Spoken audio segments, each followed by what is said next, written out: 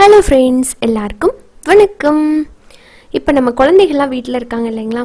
என்னதான் நம்ம மார்னிங் பிரேக்ஃபாஸ்ட்டுக்கோ லஞ்சுக்கு டின்னருக்கு நம்ம விதவிதமாக செஞ்சு கொடுத்தாலும் அவங்களுக்கு ரொம்ப பிடிச்சது அப்படின்னா நொறுக்கு தீனி தான். நொறுக்கு தீனி நம்ம இப்போ கடையில் போய் வாங்க முடியாது, அந்த மாதிரி சூழ்நிலையில் இருக்கும். அதனால நம்ம வீட்லேயே இருக்கிற பொருளை வச்சு நல்லா குழந்தைகளுக்கு பிடிச்ச மாதிரி மொறு மொறுன்னு சாப்பிட்ற மாதிரி, அதே நேரத்தில் குயிக்காக எண்ணெய் காயிற டைமுக்குள்ளே நீங்கள் இதை செஞ்சிடலாம். பேட்டர் ரெடி பண்ணிடலாம். அந்த டைமில் செய்கிற மாதிரி ஒரு 10 நிமிஷத்துக்குள்ளேயே ரெடி பண்ணுற ஒரு அருமையான ஸ்நாக்ஸ் ரெசிபி எப்படி செய்கிறது, அதுக்கான அளவுகள் என்னென்ன அப்படிங்கிறத பார்த்துடலாம் வாங்க. இந்த ஸ்நாக்ஸ் செய்கிறதுக்கு நான் இன்றைக்கி மீடியம் சைஸில் 2 பெரிய வெங்காயத்தை தோலை உரிச்சிட்டு இந்த மாதிரி எடுத்து வச்சுருக்கிறேன். இதை நம்ம ஸ்லைஸ் போட்டுக்க போகிறோம். அந்த எட்ஜஸில் கட் பண்ணி எடுத்துடலாம், அது நமக்கு தேவையில்லை. அடுத்ததாக சென்டரில் ஒரு 1/4 இன்ச்சை விட கொஞ்சம் அதிகமாகவே ஒரு ஸ்லைஸ் போட்டுக்கோங்க. இதிலிருந்து நம்ம இந்த மாதிரி ரிங்ஸை பிரித்து எடுத்துக்கணும்.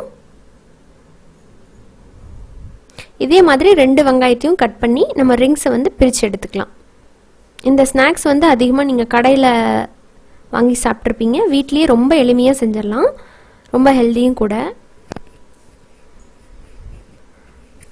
அவ்வளோதாங்க, 2 வெங்காயத்துலேயும் எல்லா ரிங்ஸையும் நம்ம பிரித்து எடுத்தாச்சு. அடுத்ததாக இது எப்படி செய்கிறது அப்படிங்கிறத பார்த்துடலாம். அடுத்ததாக நம்ம இப்போ பேட்டர் ரெடி பண்ணிக்கலாம். அதுக்கு ஒரு பவுலில் 3/4 கப் மைதா மாவு, அதோடவே 1/4 கப் கார்ன்ஃப்ளவர்னு சொல்கிற சோள மாவு, ரெண்டையும் சேர்த்துக்கலாம். தேவையான அளவுக்கு உப்பு, அப்புறமா 1/4 டீஸ்பூன் மிளகுத்தூள், 1/4 டீஸ்பூன் மிளகாய்த்தூள். அவ்வளோதான். இதில் மசாலான்னு பார்த்திங்கன்னா அவ்வளோதான். இதை மிக்ஸ் பண்ணிவிட்டு கொஞ்சம் கொஞ்சமாக தண்ணி சேர்த்து நம்ம கெட்டியான பேட்டராக இதை ரெடி பண்ணிக்கணும்.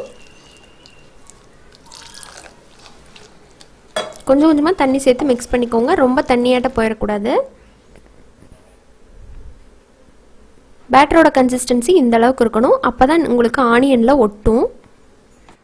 இப்போ நம்மளோட பேட்டர் ரெடி. அடுத்ததான் நம்ம இதில் கோட் பண்ணி பொரிக்கிறதுக்கு மாவு ரெடி பண்ணிக்கலாம். பார்த்தீங்கன்னா நமக்கு தேவை இதுக்கு பிரெட் கிராம்ஸு, பிரெட்டோட தூள், சாதாரணமான மளிகை கடையில் வாங்கின ப்ரெட்டை தான் அரைச்சி இந்த மாதிரி தூள் பண்ணி வச்சுருக்கிறேன். கொஞ்சம் நேரம் இதை நீங்கள் சன்லைட்டில் போட்டிங்கன்னா நல்லா மொறுன்னு வந்துடும். இப்போது நம்ம கட் பண்ணி வச்சுருக்கிற ஆனியன் ஸ்லைஸ் ஒன்று எடுத்து இந்த மாவில் டிப் பண்ணிடுங்க. மாவில் போட்டு எல்லா பக்கம் நல்லா கோட் பண்ணதுக்கப்புறமா இதை எடுத்து அந்த பிரெட் தூளில் நம்ம சேர்த்துடலாம். இந்த பிரெட் தூள் நீங்கள் பேக்கரியில் தான் வாங்கணுன்ட்டு இல்லை, சாதாரண மளிகை கடையில் இருக்கிற ப்ரெட்டுவே நீங்கள் இந்த மாதிரி அரைச்சி கொஞ்சம் நேரம் சன்லைட்டில் வச்சு எடுத்துட்டிங்கன்னா நல்லா மொறுன்னு வந்துடும். இப்போ இதை நல்லா கோட் பண்ணி எடுத்து வச்சுக்கலாம். இதே மாதிரி நம்ம எல்லா ஸ்லைஸையும் ரெடி பண்ணிவிட்டு அதுக்கப்புறமா பொரிச்சுக்கலாம். பாருங்கள், இப்போ எல்லா ஸ்லைஸும் ரெடி. அடுத்து நம்ம பொரிக்க ஆரம்பிச்சிடலாம். எண்ணெய் ஓரளவுக்கு மீடியம் ஃப்ளேமில் காய வச்சுருக்கேன். சூடானதுக்கப்புறமா இப்போ நம்ம ஒன்றுன்னா உள்ளே சேர்த்துற வேண்டியதான். ஃபஸ்ட்டு 2 பீஸ் போடுறேன். இது ஒரு சைடு கோல்டன் ஆகட்டும். இப்போ இன்னொரு பக்கம் நம்ம திருப்பி விட்டுடலாம். ஆனியன் நல்லா கிறிஸ்பி ஆகி ரெடி ஆகிற வரைக்கும் அதை நீங்கள் பொரிச்சு எடுக்கணும். இப்போ பார்த்தீங்கன்னா 2 பக்கமும் நல்லா கோல்டன் ஆகி அப்படியே அந்த எண்ணெயோட கொதி அடங்கிடுச்சு. இப்போ சரியாக இருக்கும், நம்ம வெளியே எடுத்துடலாம். அதே மாதிரி நம்ம அடுத்தடுத்த பீஸையும் போட்டு எடுத்துக்க வேண்டியதான். நீங்கள் யோசிக்கவே வேண்டாம், நல்லா கிறிஸ்பியாக கிடைக்கும். இதில் நம்ம ப்ரெட்டு தூள் சேர்த்துருக்கிறதுனால சொல்லவே வேண்டாம், ரொம்ப சூப்பராக வரும். ரொம்ப சிம்பிளான பொருளை வச்சு ஈஸியாக செய்யக்கூடிய ஒரு ஸ்நாக்ஸ் ரெசிபி இது. கிட்ஸுக்கெல்லாம் ரொம்ப பிடிக்கும். இதை நீங்கள் டொமேட்டோ சாஸோடு கொடுக்கலாம், அப்படின்னா வெறுமனே கூட சாப்பிட்டுட்டே இருக்கலாம். அவ்வளோதாங்க, நம்மளோட ஆனியன் ட்ரிங்க்ஸ் இப்போ யம்மியாக ரெடி ஆகிடுச்சு. இப்போ இது எந்த அளவுக்கு மொறுன்னு இருக்குன்னு பார்க்கலாம் வாங்க.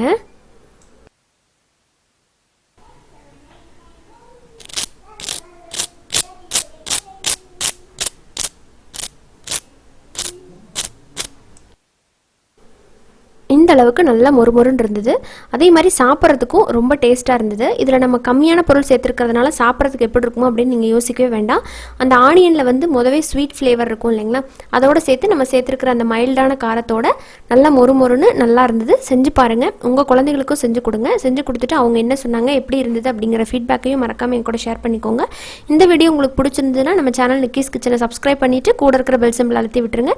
இன்னொரு இன்ட்ரெஸ்டான ரெசிபியோட உங்கள் எல்லாரையும் சீக்கிரமாக மீட் பண்ணுறேன். அது வரைக்கும் நன்றி, வணக்கம்.